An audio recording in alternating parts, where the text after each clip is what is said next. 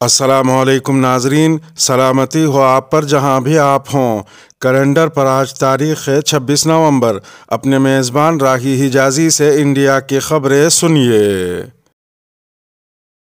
مدارس سے متعلق یو پی کے وزیر کا متنازع بیان۔ اتر پردیش کے وزیر رگھو راج سنگھ نے مدارس کو لے کر متنازع بیان دیا ہے۔ انہوں نے مدرسوں کو دہشت گردوں کا اڈا بتایا ہے۔ انہوں نے کہا کہ اگر انہیں موقع ملا تو وہ تمام مدارس کو بند کروا دیں گے، کیونکہ مدارس میں دہشت گردی کی ٹریننگ دی جاتی ہے۔ اس بیان پر مذہبی اور سیاسی رہنماؤں نے شدید رد عمل کا اظہار کیا ہے۔ رگھو راج کے اس بیان پر مولانا سفیان نظامی نے کہا کہ اس طریقے کے بیانات سوچی سمجھی سازش کے تحت دیے جاتے ہیں، اور جن لوگوں کو عوام کے بنیادی مسائل اور فلاح و بہبود کے لیے منتخب کیا جاتا ہے، جب وہ ان سب کاموں میں ناکام ہو جاتے ہیں تو وہ اس طریقے کے بیانات دے کر اور مذہبی تفریق کو بڑھاوا دے کر خود کو بچانے کی کوشش کرتے ہیں۔ مولانا سفیان نظامی نے مزید کہا کہ ملک کی آزادی کے لیے جتنی قربانیاں مدارس میں پڑھنے اور پڑھانے والوں نے دی ہیں، شاید ہی اس کی کوئی مثال ہو۔ حج 2022 مہنگا اور ڈیجیٹل، 20,000 درخواستیں وصول، صرف 10 مقامات سے روانگی۔ جنوبی ممبئی میں واقع حج ہاؤس میں مرکزی وزیر برائے اقلیتی امور اور ڈپٹی لیڈر راجیہ سبھا مختار عباس نقوی نے حج 2022 کے متعلق ایک پریس کانفرنس سے خطاب کرتے ہوئے مطلع کیا کہ 1 نومبر سے درخواستوں کی وصولیابی کے بعد سے ان 25 دنوں میں 20,000 درخواستیں ملی ہیں۔ مرکزی وزیر نے کہا کہ اس مرتبہ سے موبائل ایپ پر بھی درخواست دینے کی سہولت فراہم کی گئی ہے اور اس کا بھرپور فائدہ اٹھایا جا رہا ہے۔ ملک بھر کے وقف دفاتر میں بھی درخواستیں دی جا سکتی ہے۔ حالانکہ اس حج سیزن میں ملک بھر سے صرف 10 مقامات سے ہی حجاج کرام فریضہ حج کے لیے روانہ ہوں گے۔ مرکزی وزیر نقوی نے مزید کہا کہ آن لائن درخواست دینے کا عمل شروع ہو چکا ہے۔ آخری تاریخ 31 جنوری 2022 رکھی گئی ہے۔ اب تک 20,000 درخواستیں موصول ہو چکی ہیں۔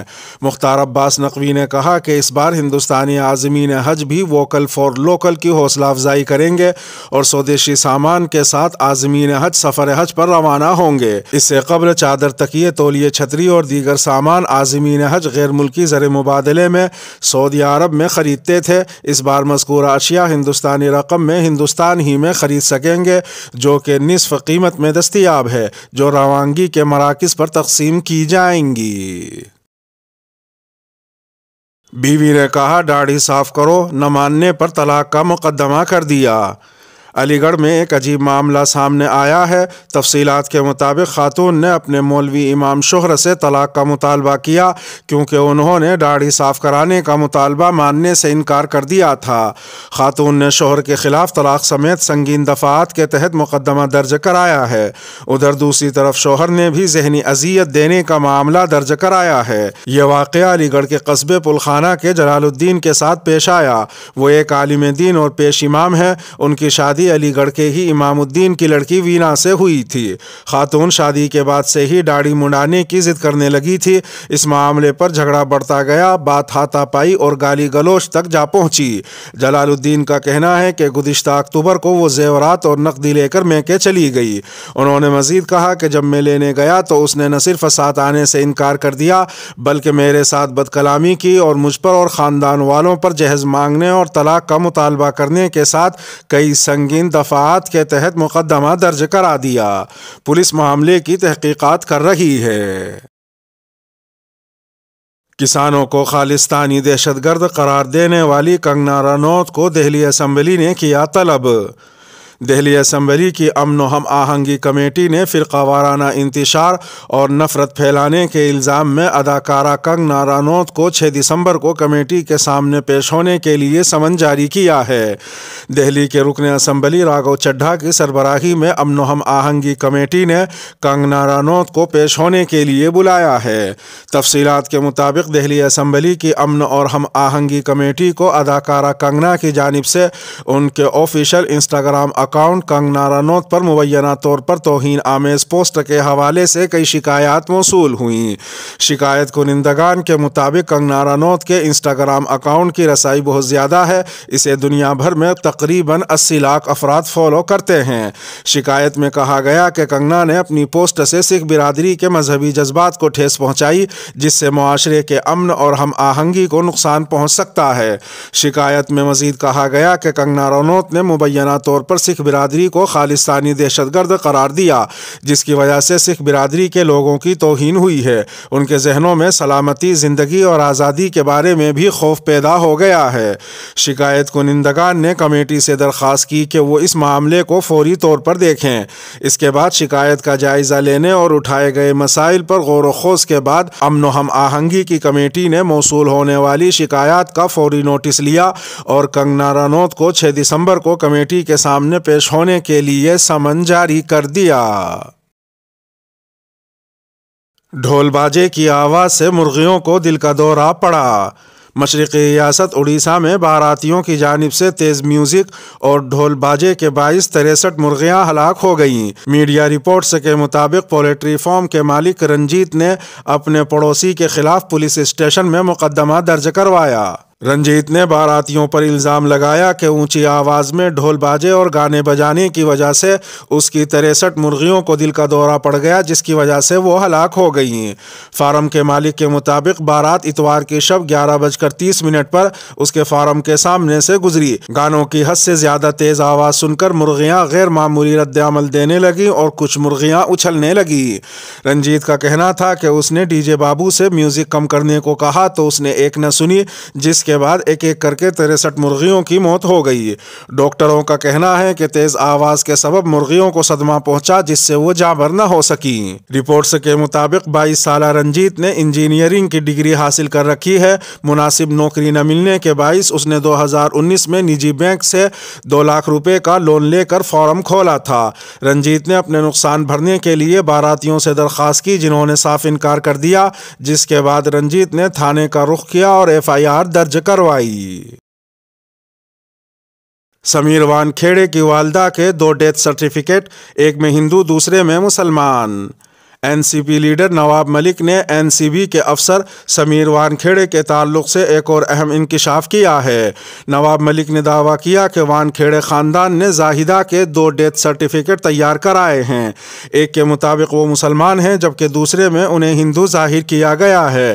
نواب ملک نے سمیر کی والدہ زاہدہ کا ڈیتھ سرٹیفکیٹ سوشل میڈیا پر شیئر بھی کیا ہے۔ نواب ملک کا دعویٰ ہے کہ ان کی والدہ مسلمان تھی اور انہیں اوشیواڑہ کے قبرستان میں دفن کیا گیا تھا۔ نواب ملک کے مطابق سمیر وانکھیڑے کی والدہ زاہدہ کا انتقال 16 اپریل 2015 کو ہوا تھا۔ ان کا پہلا ڈیتھ سرٹیفکیٹ اسی دن تیار کرایا گیا تھا جس میں ان کا مذہب اسلام درج کیا گیا ہے۔ اس کے 2 دن بعد یعنی 17 اپریل کو ایک اور سرٹیفکیٹ تیار کرایا گیا جس میں ان کا مذہب تبدیل کر کے ہندو کر دیا گیا۔ NCP لیڈر نواب ملک نے دعویٰ کیا ہے کہ وانکھیڑے خاندان نے صرف نوکری کے لیے نہ صرف سمیر کے مذہب کو چھپا کر دھوکہ دہی کی ہے، بلکہ اپنی ماں کے موت کے بعد بھی دھوکہ دہی کر کے 2 الگ الگ فرضی سرٹیفکیٹس تیار کرائے ہیں۔ دہلی میں کسانوں کی ریلی، سیکیورٹی کے سخت انتظامات۔ مرکزی سرکار کے 3 نئے زرعی قوانین کے خلاف دہلی کے بارڈرز پر دھرنے کے 1 سال مکمل ہونے پر دارالحکومت میں کسانوں کی ریلی کے اعلان کے پیش نظر پولیس نے جمعے کو سخت حفاظتی انتظامات کیے ہیں۔ متحدہ کسان مورچے کے رہنما راکیش ٹکیت نے کہا کہ اگرچہ حکومت نے تینوں کالے قوانین کو واپس لینے کا اعلان کیا ہے، لیکن MSP سمیت کئی دیگر مسائل پر خاموشی اختیار کر رکھی ہے۔ حکومت اس معاملے پر کسانوں سے کوئی بات نہیں کر رہی ہے۔ انہوں نے بتایا کہ کسان 1 سال سے زرعی قوانین کے خلاف مسلسل احتجاج کر رہے ہیں، سردی گرمی اور بارش میں کھلے آسمان تلے احتجاج کر رہے ہیں۔ اس دوران تقریباً 750 احتجاج کرنے والے کسان شہید ہو چکے ہیں۔ انہوں نے کہا کہ ان مسائل کے حوالے سے دہلی کے 4 بارڈرز پر ہزاروں کی تعداد میں جمع ہونے والے کسانوں سے مشاورت کے بعد مزید حکمت عملی طے کی جائے گی۔ دہلی پولیس کے ڈپٹی کمشنر نے بتایا کہ کسانوں کے دارالحکومت میں احتجاج کے پیش نظر سیکیورٹی کے خصوصی انتظامات کیے گئے ہیں۔ سنگھو بارڈر، ٹکری بارڈر، غازی پور بارڈر سمیت پڑوسی ریاست سے دارالحکومت میں داخل ہونے والے تمام راستوں پر حفاظتی انتظامات کیے گئے ہیں۔ ڈیوٹی پر موجود پولیس اہلکاروں کو خصوصی چوکسی برتنے کی ہدایت دی گئی ہے۔ راکیش ٹکیت نے اسد الدین اویسی کو بتایا بی جے پی کی مدد کرنے والا بے لگام سانڈ۔ بھارتیہ کسان یونین کے رہنما راکیش ٹکیت نے آل انڈیا مجلس اتحاد المسلمین کے سربراہ اسد الدین اویسی کو بے لگام سانڈ بتایا۔ حیدرآباد میں کسانوں کے پروگرام سے خطاب کرتے ہوئے ٹکیت نے نام لیے بغیر کہا کہ وہ پورے ملک میں بی جے پی کی مدد کرتے ہیں۔ کسان لیڈر نے لوگوں سے کہا کہ وہ انہیں حیدرآباد ہی میں باندھ کر رکھیں۔ راکیش ٹکیت نے کہا کہ آپ کے یہاں کا بغیر ناتھ والا بے لگام سانڈ بی جے پی کی مدد کے لیے گھوم رہا ہے، اسے یہاں باندھ کر رکھو، وہ ملک میں بی جے پی کی سب سے زیادہ مدد کرتے ہیں، اسے یہاں سے جانے مت دینا، وہ کہتا کچھ اور ہے اور اس کا مقصد کچھ اور ہے، اس کو دیکھو، اسے باندھ کر یہیں رکھو، اسے حیدرآباد تلنگانہ سے باہر نہ نکلنے دو۔ ٹکیت نے مزید کہا کہ اگر وہ وہاں جاتے ہیں تو وہ بی جے پی کی مدد کریں گے، یہ بات پورا ملک جانتا ہے، اسے باندھ کر رکھو، بے لگام سانڈ ہے، بیان کچھ اور دے گا اور کام کوئی اور کرے گا۔ ملک کے تمام لوگ جانتے ہیں کہ بی جے پی اور وہ اے اور بی ٹیم ہے۔ غور طلب ہے کہ پچھلے کچھ وقت سے راکیش ٹکیت مسلسل آل انڈیا مجلس اتحاد المسلمین کے قومی صدر اور رکن پارلیمنٹ اسد الدین اویسی کو نشانہ بنا رہے ہیں۔ خاص بات یہ ہے کہ اتر پردیش میں 100 سیٹوں پر الیکشن لڑنے کے ان کے اعلان کے بعد سے لگاتار اویسی پر راکیش ٹکیت طنز کر رہے ہیں۔